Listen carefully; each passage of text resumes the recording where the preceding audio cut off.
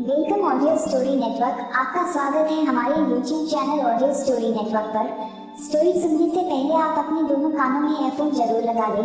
Story सुनने का असली मजा ईयरफोन के साथ ही में है।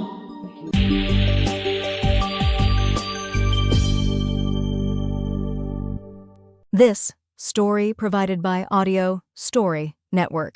नमस्कार दोस्तों, आपने कहानी के पिछले एपिसोड में सुना सोनू सभी को मंदिर से लाया हुआ काला धागा पहना देता है, लेकिन रानू रात को सबके सोने के बाद धागा उतार देती है और वह अंगूठी पहन लेती है।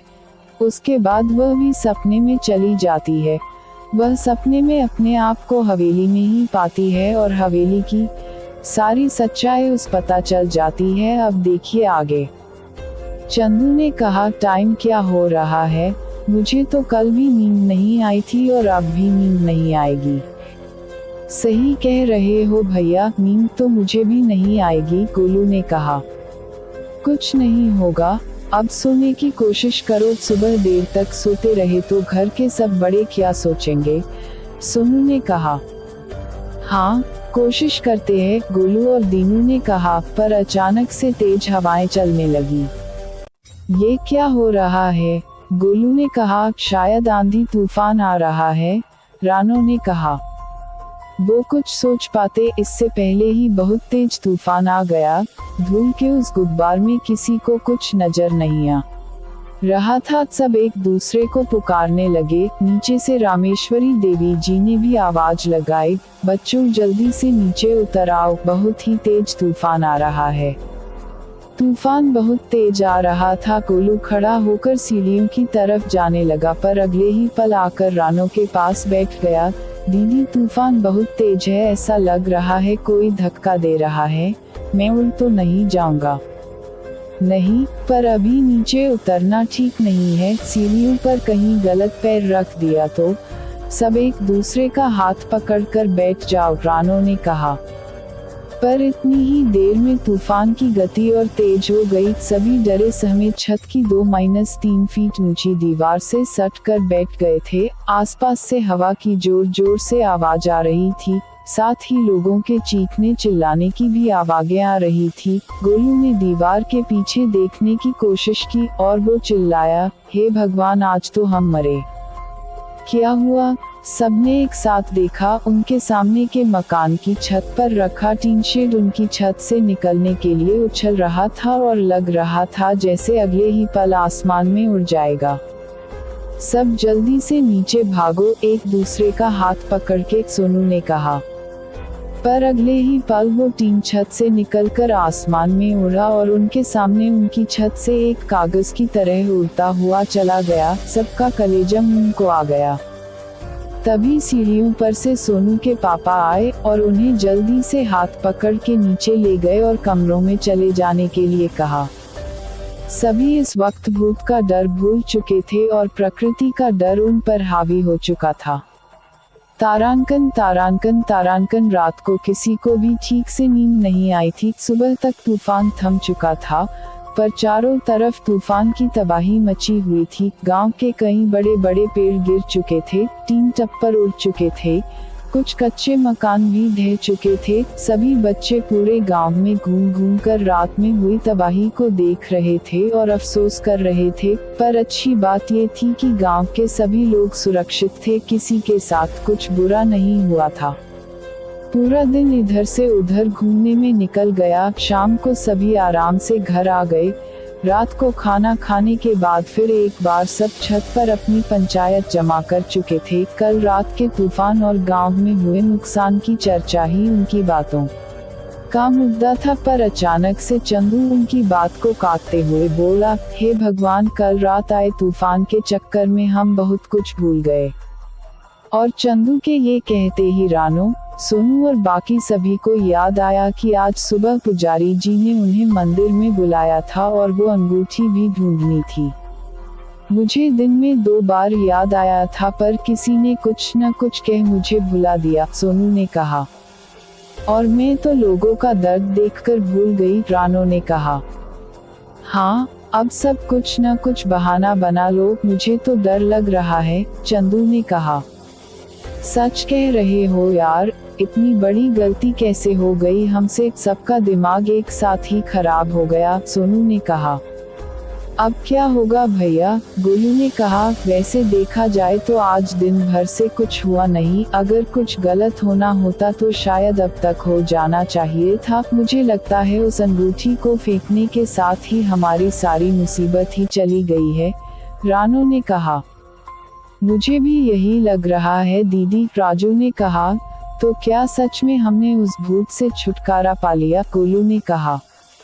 लगता तो यही है, चंदू ने कहा। ओह फिर तो चैन से सो जाओ, ये काम आपने पहले क्यों नहीं किया चंदू भैया, प्रभु ने कहा। हाँ सही कह रहे हो, अब सोते हैं, आज आराम से सोएंगे, सोनू ने कहा।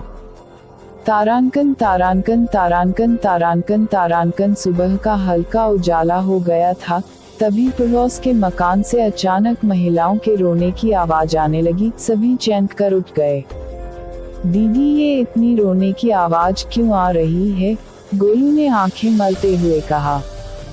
कहीं कोई मर तो नहीं गया, दीनू ने कहा। लगता तो यही है, चलो सब नीचे दादी से पूछते हैं, सोनू ने कहा।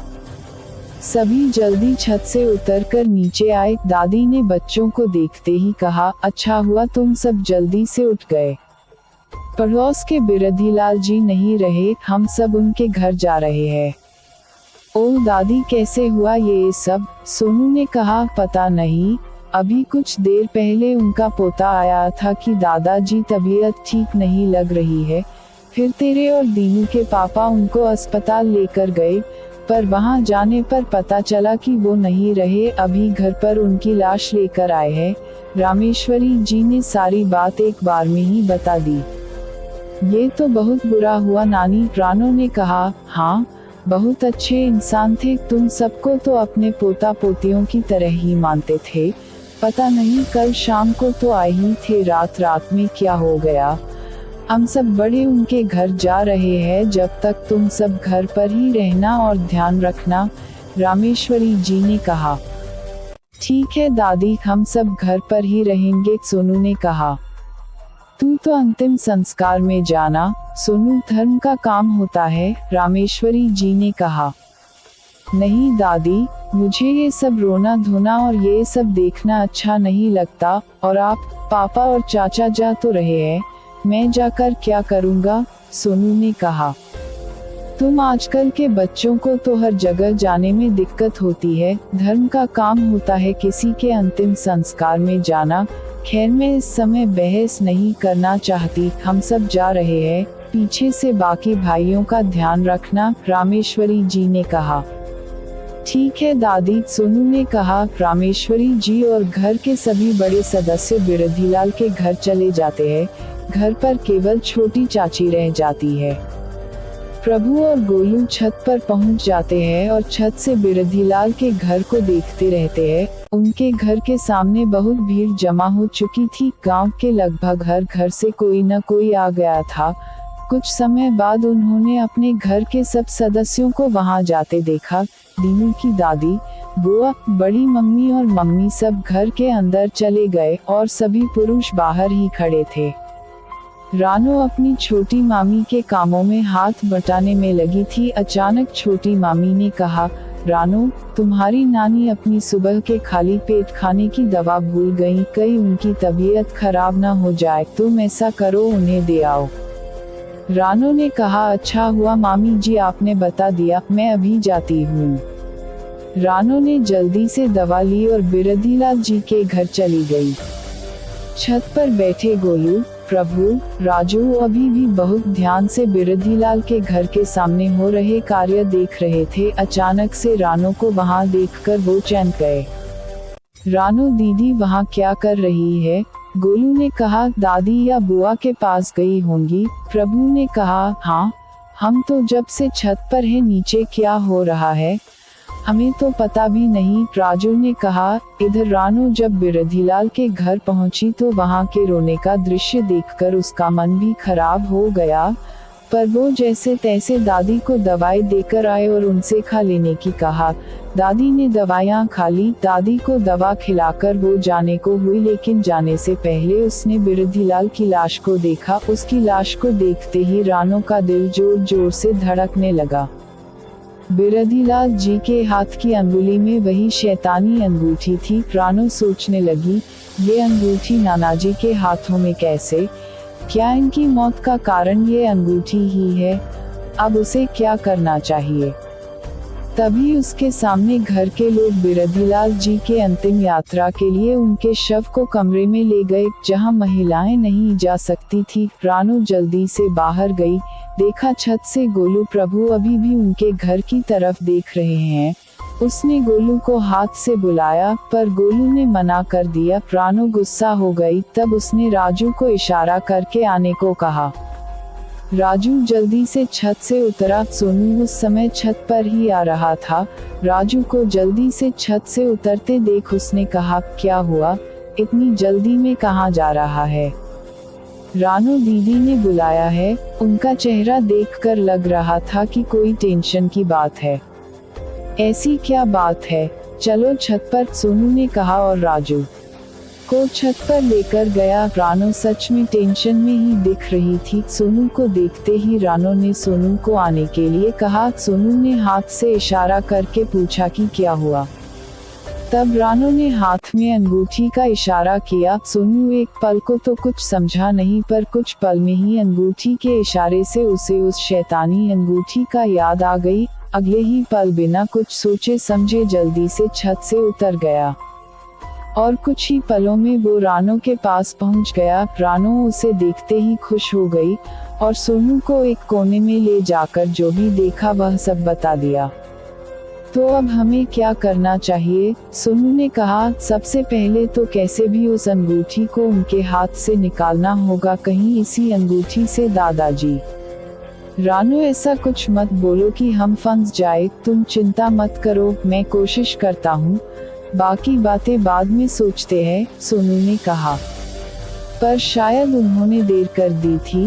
बिरधीलाल जी के शव को अर्थी पर लेटाकर बाहर लाया जा चुका था और सब बारी बारी से उन्हें अंतिम विदाई दे रहे थे, उन्हें पुष्पांजलि दे रहे थे।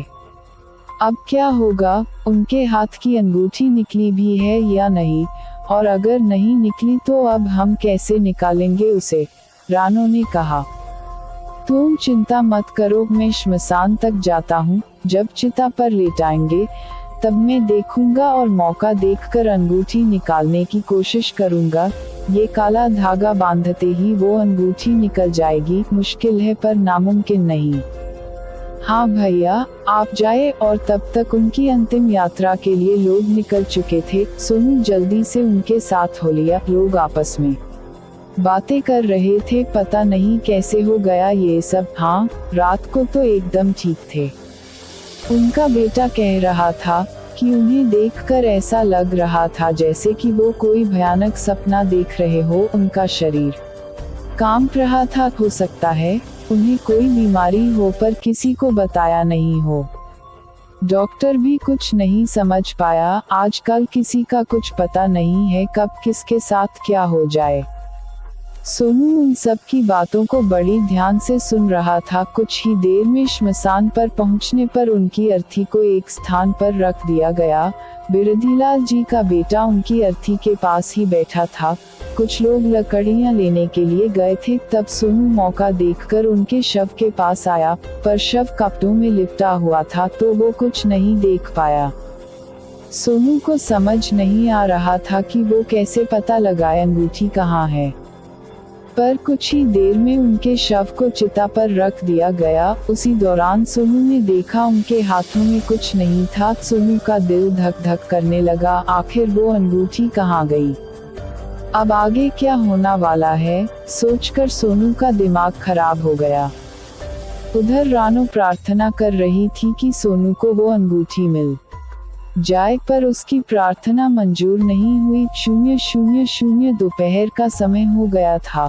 बिरधीलाल जी का शरीर अग्नि को समर्पित करके सब घर आ चुके थे। सोनू के घर के सभी सदस्य घर आ चुके थे। घर के बाकी सदस्य अपने अपने कार्यों में लग चुके थे, पर रानू, सोनू और बाकी सभी चुपचाप कमरे में बैठे थे। सभी एक अनजानी दहशत में थे। कुछ सोचकर अचानक गोलू ने सोनू से कहा, भैया, क्या वो दादाजी अंगूठी की वजह से मरे हैं? नहीं गोलू, ऐसा कुछ नहीं है, तुम ऐसा मत सोचो। तो फिर वो अंगूठी कहाँ गई? आप तो श्मशान तक गए, राजू ने कहा। कहीं ऐसा तो नहीं कि जब उन्हें कमरे में लेकर गए तभी वो अंगूठी निकल गई हो, चंदू ने कहा। पर ऐसा कैसे हो सकता है? दीनू ने कहा। हो सकता है क्योंकि मरने के बाद मरे हुए आदमी के मुंह में गंगाजल डाला जाता है, तुलसी दल डाला जाता है। हो सकता है इस दौरान ही वो अंगूठी निकल गई हो, सोनू ने कहा। ओह, ये तो मैंने सोचा ही नहीं। तो क्या अब जल्दी से उनके घर जाएं? रानू ने कहा। अब इस समय कैसे जाएं? सोनू ने कहा। कल सुबह होते ही जाते हैं, किसी बहाने से जाकर देख आएंगे, रानू ने कहा। पर कहेंगे क्या? चंदू ने कहा। कहना कुछ नहीं है, देखकर आना है, सोनू ने कहा। पर अगर कल तक कुछ हो गया तो? राजू ने कहा। भगवान से प्रार्थना करो किसी के साथ कुछ न हो, रानू ने कहा। दिन ढलने को था और शाम के 5 बज चुके थे। अचानक से कमरे में बाहर सोनू के पापा की आवाज आई, माँ, आज तो गजब हो गया, कल आया तूफान, कुछ नहीं बिगाड़ सका। पर क्या हुआ? रामेश्वरी जी ने कहा। मंडी वाले लालाजी का लड़का नहीं रहा। हाय राम, कैसे? क्या हुआ?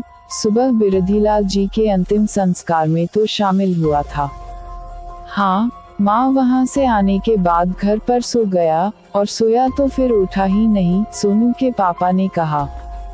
हे भगवान, ये क्या हो रहा है? कल रात आए तूफान से किसी की जान नहीं गई थी और आज बिना किसी कारण ही गांव में दो मौत, रामेश्वरी जी ने कहा। तब तक सोनू और रानू भी वहां आ चुके थे। लालाजी का लड़का तो रॉकी है ना? रानू ने पूछा। हाँ वही, वैसे था तो पूरा गुंडा, सोनू ने कहा। सोनू, ऐसी बातें नहीं करते, अब वो इस दुनिया में नहीं रहा। माना तुम्हारी उससे दुश्मनी थी, पर ऐसी बातें करना अच्छी बात नहीं, सोनू के पापा ने कहा। हाँ सोनू, क्या हमने तुझे ऐसे संस्कार दिए हैं? बहुत दुख की बात है, लालाजी पर क्या बीत रही होगी, रामेश्वरी जी ने कहा। तो वहाँ आप चलोगी माँ, या मैं ही चला जाऊँ?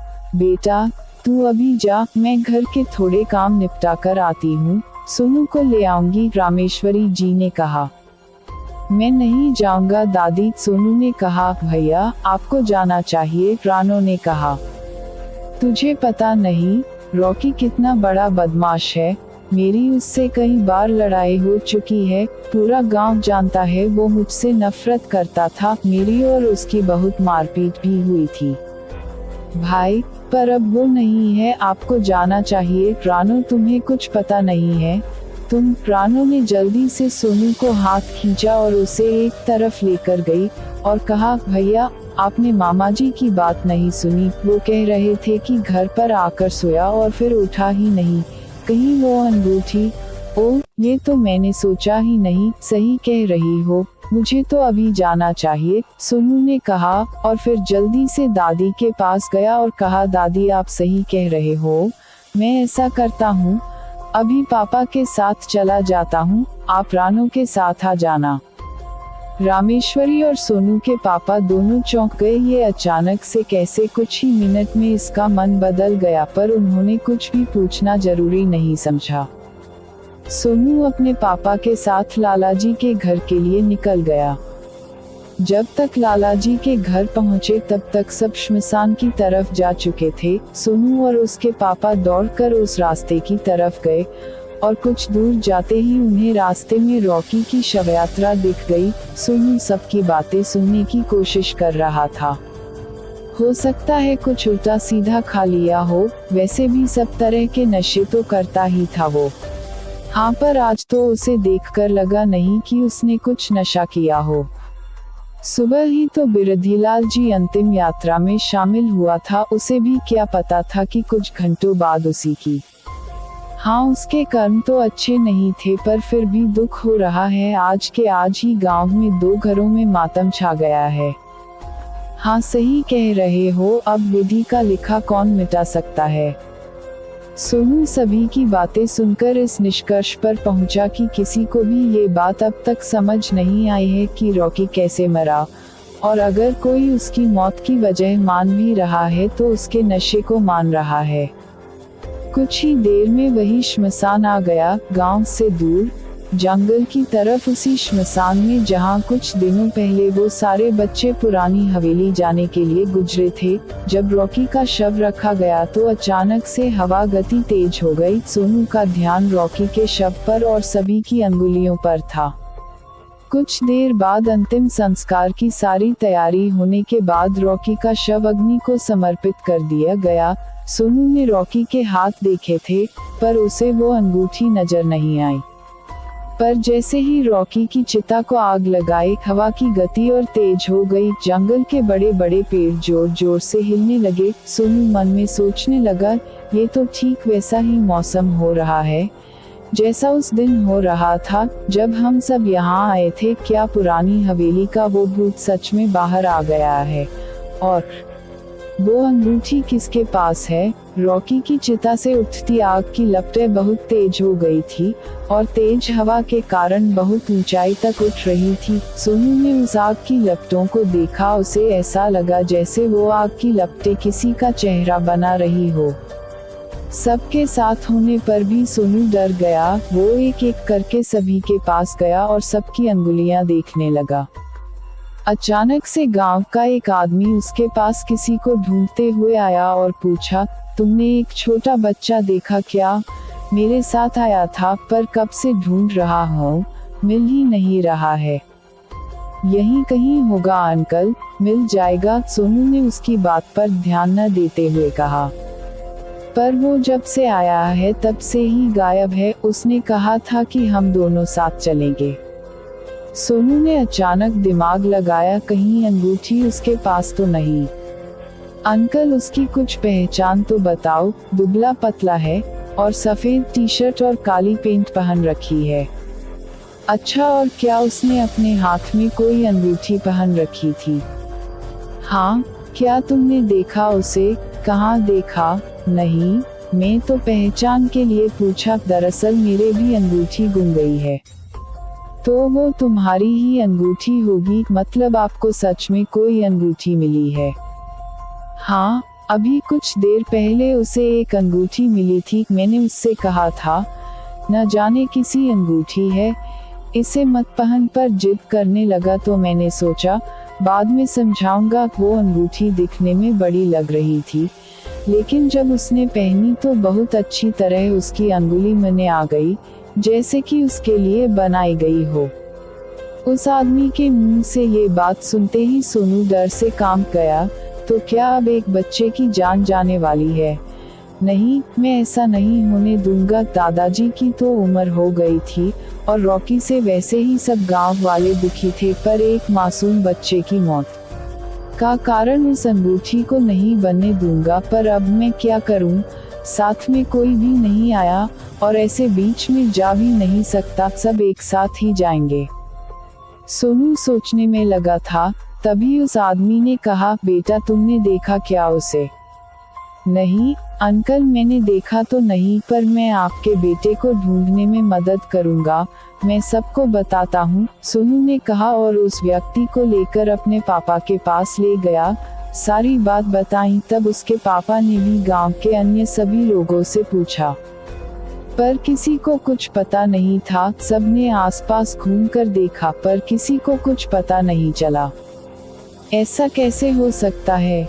जब वो हमारे साथ ही आया था तो अकेला तो वो गांव जा नहीं सकता और आसपास वो है नहीं। तभी गांव के एक आदमी ने कहा, कहीं वह पुरानी हवेली की तरफ तो नहीं चला गया? वो हवेली यहाँ से ज्यादा दूर नहीं है। उस बच्चे के पापा ने कांपते हुए कहा, ये क्या कह रहे हो तुम? नहीं नहीं, ऐसा नहीं हो सकता। उस हवेली में तो शैतानी ताकतों का घर है। हाँ, पर ये बात आपके बच्चे को कहाँ से पता होगी? मेरा मन तो कहता है कहीं वह घूमते घूमते उस तरफ ही तो नहीं चला गया। तुम सही कह रहे हो, अगर बच्चा यहाँ नहीं है तो जरूर पुरानी हवेली की तरफ ही गया होगा। वैसे भी इन पेड़ों के पीछे ही कुछ दूरी पर पुरानी हवेली है, सोनू के पापा ने कहा। तब तो हमें देर नहीं करना चाहिए, जल्दी चलिए, फिर अंधेरा भी तो होने वाला है, बच्चे के पापा ने कहा। हाँ, गांव में आज पहले ही 2 मौतें हो चुकी है और अब ये बच्चा गुम गया है। न जाने किस मनहूस की नजर हमारे गांव में पड़ गई है, एक आदमी ने कहा। ये फालतू बातों का वक्त नहीं है, कुछ लोग यहीं रुकिए, बाकी इनके साथ जाए, सोनू के पापा ने कहा। सोनू के पापा की बात सुनकर सभी जाने लगे। पापा, क्या मैं भी इनके साथ जा सकता हूँ? सोनू ने कहा। पर तुम क्यों? तुम अभी छोटे हो, तुम उस तरफ नहीं जाओगे, सोनू के पापा ने कहा। पापा, अब मैं बच्चा नहीं रहा, अंकल की मदद करने दो। और ऐसा भी क्या है उस हवेली में जो आप हमें हमेशा उस तरफ जाने से भी रोकते हैं? मैंने कहा ना तुम नहीं जाओगे, मैं नहीं चाहता तुम्हें कुछ नुकसान हो, चुपचाप यहीं खड़े रहो, सोनू के पापा ने गुस्से से कहा। सोनू अब कुछ न कह सका, वो मन ही मन उस बच्चे की सलामती की दुआ कर रहा था। उसकी नजरें पुरानी हवेली की तरफ जाने वाले रास्ते की तरफ ही थी। पर 10 मिनट बाद ही कुछ लोग जल्दी से भागते हुए उस तरफ आए। बच्चे के पापा के हाथ में शायद उसका बच्चा था, पर वो बेहोश था। लोगों इस तरह भागते देख श्मशान में खड़े लोग भी उस तरफ भागे। ठाकुर साहब, देखिए क्या हो गया मेरे बेटे को, न कुछ बोलता है न कोई हरकत करता है, उस आदमी ने सोनू के पापा से कहा। इसे जल्दी से उस साफ जगह पर लेटाए, सोनू के पापा ने कहा। उसने जल्दी से अपने बच्चे को साफ जगह पर लेटा दिया। सोनू के पिता ने उसकी नब्ज देखी, उसके बाद उसकी सांसें देखी। इसकी नब्ज बहुत तेज चल रही है और सांसें भी बहुत तेज चल रही है। जल्दी से इसे ठाकुर बाबा के स्थान पर लेकर जाते हैं। हाँ, जल्दी चलिए, उस आदमी ने अपने बच्चे को उठाते हुए कहा। सोनू ने देखा वो अंगूठी उस बच्चे के हाथ में ही थी। सभी जंगल के अंदर ठाकुर बाबा के स्थान पर गए। वहाँ एक चबूतरा था जिस पर कुछ झंडे लगे हुए थे और कुछ धागे बंधे हुए थे। चबूतरे पर एक छोटी से पत्थर की शिला पर एक घोड़े पर सवार व्यक्ति की आकृति बनी हुई थी, जो शायद उस गांव के लोगों के ठाकुर बाबा थे। सोनू ने वह स्थान पहले नहीं देखा था और न ही उसके परिवार में किसी ने इस स्थान के बारे में कभी कोई बात की थी। बच्चे का पिता अपने बच्चे को लेकर चबूतरे पर चढ़ने ही वाला था कि तभी कुछ आदमियों ने कहा, अभी हम किसी की शवयात्रा में आए हैं, ऐसे समय में किसी देवस्थान पर जाना अच्छा नहीं है। हाँ, अपने बच्चे को दूर से ही ठाकुर बाबा जी के सामने रख दो और प्रार्थना करो। हाँ, और शायद पुजारी इधर उधर ही कहीं गया होगा, कुछ ही देर में आ जाएगा। सोनू बहुत बेचैनी में था। उसने कहा, पापा, हमें ज्यादा सोचना नहीं चाहिए, इसके मुंह पर पानी डालिए, शायद बेहोश हो गया हो। हाँ, लाओ पानी लाओ, सोनू के पापा ने कहा। सोनू ने पानी की बोतल दी जो उसने पहले से ही भर कर रखी थी। सबकी निगाहें बच्चे के चेहरे पर थी, पर बच्चे में कोई हलचल नहीं हो रही थी। सोनू ने तब उसका हाथ अपने हाथ में लिया और आंखें बंद की। अचानक से उसे लगा कि वो हवेली के सामने अंधेरी रात में खड़ा है। उसने जल्दी से आंखें खोली, उस वक्त दिन ही था। उसने तब बच्चे को जोर से हिलाना शुरू कर दिया और जोर जोर से कहने लगा, जागो, तुम्हें कुछ नहीं हुआ है, नींद से जागो, तुम सपना देख रहे हो। सोनू के पापा ने कहा, ये क्या बड़बड़ा रहे हो, इसे हमें डॉक्टर के पास ले जाना होगा। बाबा का काम बाबा करेंगे और डॉक्टर का काम डॉक्टर करेंगे। पापा, मैंने पढ़ा था कई बार आदमी सपने में इतना खो जाता है, उसे बाहरी दुनिया का ध्यान नहीं रहता है। मुझे लगता है इस बच्चे के साथ भी यही हुआ है। अगर ये बेहोश होता तो अब तक जाग चुका होता। अगर ऐसा है तो बेटा, कोशिश करो, मेरा इकलौता बेटा है और अभी तो इसकी उम्र ही क्या है। बच्चा ही तो है, बच्चे के पिता ने कहा। तब सोनू ने जोर जोर से कहा, जागो जागो, और अंगूठी के पास अपने काले धागे को लगाकर फिर एक बार जोर से उसके कान में जाकर कहा, तुम्हें कुछ नहीं होगा, जागो, तुम सपना देख रहे हो। और चमत्कार हो गया, बच्चा एकदम से जाग गया और चिल्लाने लगा, पापा मुझे बचा लो, वो पुरानी हवेली का। अरे मेरे लाल, तू ठीक है, तू ठीक हो गया, कहते हुए उस बच्चे के पिता उसके गले लग गए और उन्होंने बच्चे की बात पर ध्यान नहीं दिया। बच्चे ने भी अपने पिता के गले लगकर रोना शुरू कर दिया। वाह सोनू, आज तो तुमने कमाल कर दिया, सोनू के पापा ने सोनू की पीठ थपथपाते हुए कहा। बच्चे का पिता सोनू के हाथ जोड़कर धन्यवाद देने लगा, आप सच में ठाकुर बाबा की तरह ही हमारी मदद की है, आखिर आपका परिवार ही तो हमारे गांव वाले की जान बचाता आया है, बहुत बहुत धन्यवाद बेटा। सोनू ने उसके हाथों को रोकते हुए कहा, अंकल इसकी कोई जरूरत नहीं, आप बस अब इस नटखट का ध्यान रखना। चलो सब ठीक हो गया है, अब घर चलते हैं, गांव में सब सोच रहे होंगे कि इतनी देर कैसे लगा दी, सोनू के पापा ने कहा। सोनू ने तब जल्दी से मुड़कर देखा, वो अंगूठी उस बच्चे के हाथ से गिर चुकी थी, ये उसने खुद ने देखा था। उसने इधर उधर देखा पर उसे वो अंगूठी कहीं नजर नहीं आई, उसकी बेचैनी बढ़ गई। सभी लोग गांव जाने के लिए चलने लगे पर सोनू उस अंगूठी को ही ढूंढ रहा था। सोनू को वहीं खड़ा देखकर सोनू के पापा ने कहा, क्या हुआ, क्या सोचने लगे, जल्दी चलो, शाम हो चुकी है, कुछ ही देर में अंधेरा हो जाएगा। हाँ पापा, सोनू ने कहा और उनके साथ चल दिया, पर सोनू बार बार पीछे मुड़कर देख रहा था। तभी उसने देखा कि अचानक से सफेद कपड़ों में एक व्यक्ति उसे नजर आया, पर दूर होने के कारण वो उसका चेहरा नहीं देख पाया। सोनू ने पलटकर सामने देखा और फिर दोबारा पीछे देखा, पर इस बार वहाँ कोई नहीं था। सोनू पापा से ये बात कहना चाहता था, पर यही सोचकर कि पापा को सारी बातें पता न चल जाए, वो चुप रहा और सोचने लगा कि अभी अभी जो उसने देखा वो कौन था, वो भी पुरानी हवेली का भूत था या वो पुजारी जिसकी गांव वाले बातें कर रहे थे, और वो अंगूठी कहाँ गिर गई, इतनी मुश्किलों के बाद तो मिली थी, इस मुसीबत से कब छुटकारा मिलेगा।